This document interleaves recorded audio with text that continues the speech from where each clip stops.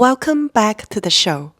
You know that Prince Charming look, perfectly tousled hair, and a smile that just disarms you. That's Justin Trudeau. Easy. Imagine waking up to his charm, smooth as silk, and nodding along to political talk you don't quite understand, whispering, Baby, baby, you're magic. No.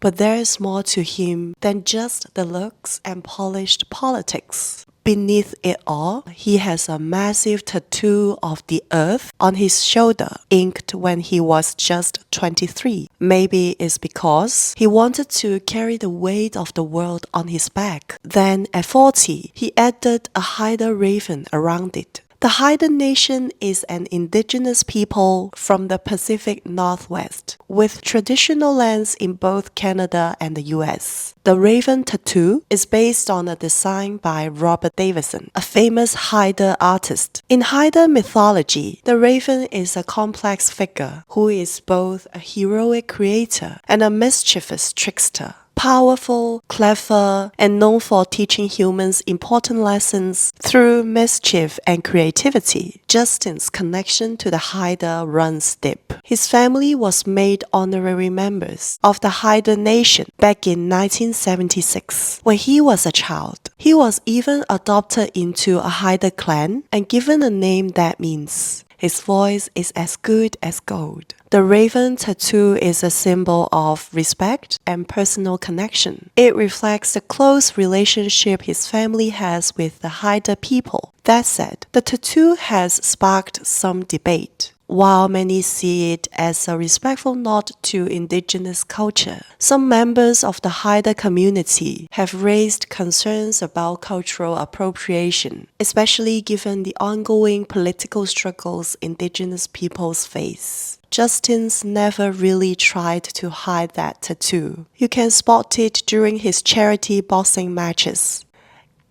Yeah, boxing. Or even when he rolled up his sleeve for the COVID booster shot. Not exactly the image that comes to mind when you think polished politician, right? Back in the day, Justin wasn't just charming the crowds. He was stepping into the ring, gloves on, throwing punches, a mix of rebel and leader all in one. And recently came the twist no one saw coming. Justin's been spotted out and about with none other than pop icon Katy Perry. Yes, Canada's Golden Boy and California's Firework. Talk about crossing borders. They made it official in October 2025, strolling hand in hand under the Paris lights for her 41st birthday bash, after both had recently ended long relationships. It's like a movie come to life. Politics meets pop stardom, and it works. People are calling it surprising but strangely perfect. A global superstar and a world leader finding love in the spotlight. One writes songs about teenage dreams, the other gives speeches about climate dreams. Maybe it's a midlife reinvention for Justin, or maybe it's just two high-profile people who genuinely clicked. Let's rewind 53 years. Justin didn't just arrive, he made an entrance. Born on Christmas Day 1971 in Ottawa, he wasn't just a new member to the family, he was the country's Christmas present, delivered straight to Canada's first family. Pierre Trudeau, the larger-than-life Prime Minister, and Margaret Sinclair, a free-spirited socialite who ran in circles with rock stars and politicians, welcomed their firstborn under twinkling holiday lights. Pierre Trudeau was practically built for legend status, sharp as a tack, witty, and always just a bit unpredictable. He didn't just play the political game, he changed the rules. Imagine James Bond, but with a master's degree in law and a knack for reshaping constitutions. He cruised around in a Mercedes convertible, carried himself with movie star swagger, and kept the public and the press on their toes. And his love life, that was headline material too. Get this. In the late 60s and early 70s, Pierre didn't just run the country. He grabbed Hollywood's attention by dating Barbra Streisand.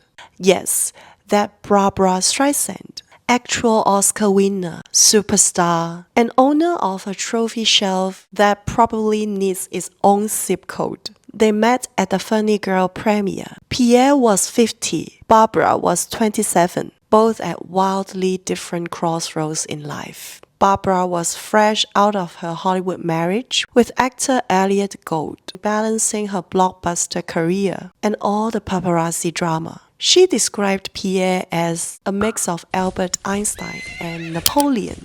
Could you ask for a wilder compliment? But Pierre kept things interesting. While he was making headlines with Barbra, he was also quietly winning over Margaret Sinclair, a vibrant, free-spirited West Coast beauty, almost 30 years younger, and a daughter of Vancouver MP James Sinclair. So, one minute he was dating Hollywood royalty, the next he's sweeping a future first lady off her feet. Apparently, when you are Pierre Trudeau, you really can romance a superstar one weekend and turn around and charm Canada's it girl the next. Though Pierre and Barbra's romance didn't last, she had nothing but kind words to say about him. In her memoir, Barbra described Pierre as so elegant, yet totally unpretentious and perpetually curious. An adventurer who had backpacked through the Middle East and Asia. As a young man, she went on to say he had this incredible charisma that sparked a frenzy before and after his election, so much so that the Canadian press coined a term for it, Trudeau-mania. After his Hollywood fling ended, Pierre married Margaret in 1971. Margaret was just 18, full of energy and spirit. She was the daughter of a political heavyweight and met Pierre, Canada's then Minister of Justice, and 47 years old. While on a family vacation in Tahiti, they dated quietly for 3 years before tying the knot in a secret ceremony in Vancouver, with Pierre telling his political team he was away skiing. Only 13 close friends and family attended. Margaret quickly made a name for herself as Canada's wild and unpredictable first lady. People called her a wild child and eccentric because he lived loud and free, partying with rock stars like Mick Jagger in the 70s and not caring what anyone thought. That infamous night at a Toronto club where she hung out with the Rolling Stones became a huge scandal, with paparazzi photos spreading everywhere. Margaret always said she didn't sleep with Jagger. He agreed it was all blown out of proportion. For her, that night was a crazy escape from the strict, buttoned-up world she was trapped in. Her marriage to Pierre was far from perfect. She said in a TV interview that she married into a very old-school, traditional family life that just didn't fit her, and she confessed to a one-time affair that helped push their marriage to the breaking point. She said after they split, she spent a lot of time blaming Pierre, calling him old-fashioned.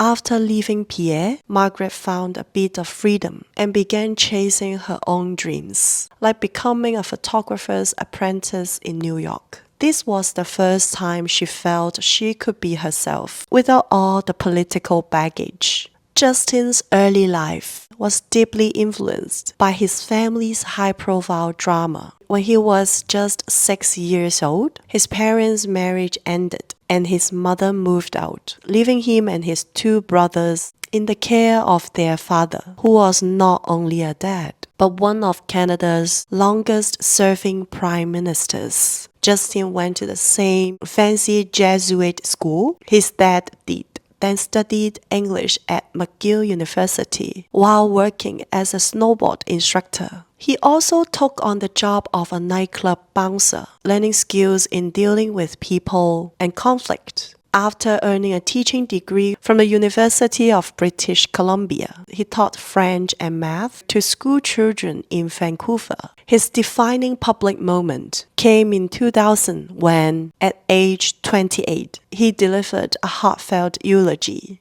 at his father's funeral, showing a side of himself that resonated deeply with Canadians and changing the way the public saw him. Side note, before entering politics, Justin earned approximately $1.3 million from public speaking engagements, some of which sparked controversy over ethics and transparency, particularly regarding funding sources. He publicly disclosed this income and stopped paid speaking engagements once he became a member of parliament. Justin tried different things afterwards, starting engineering, then environmental geography, but never finishing either. He worked at a radio station, acted in a TV miniseries, and even led a youth volunteer group started by his dad. Politically, he picked a tough riding in Montreal and won against the odds, proving he didn't just rely on his last name. When he became Liberal leader in 2013, people doubted him, calling him a good-looking guy with famous parents but no real political chops.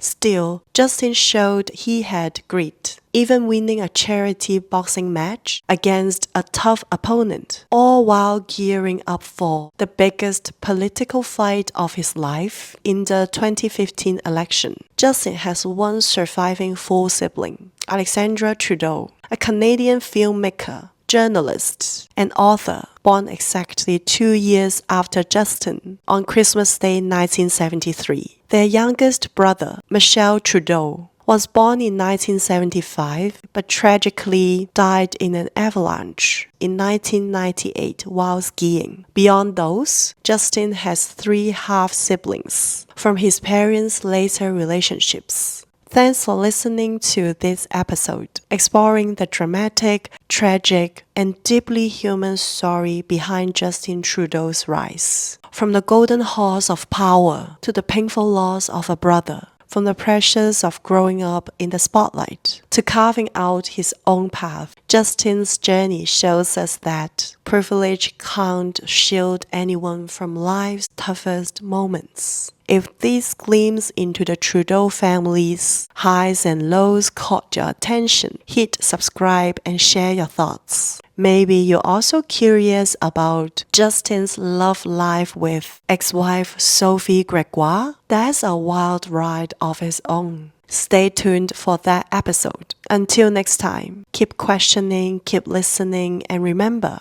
every story has layers waiting to be uncovered. Bye! Bye! Every story is smooth as silk. Smooth as silk.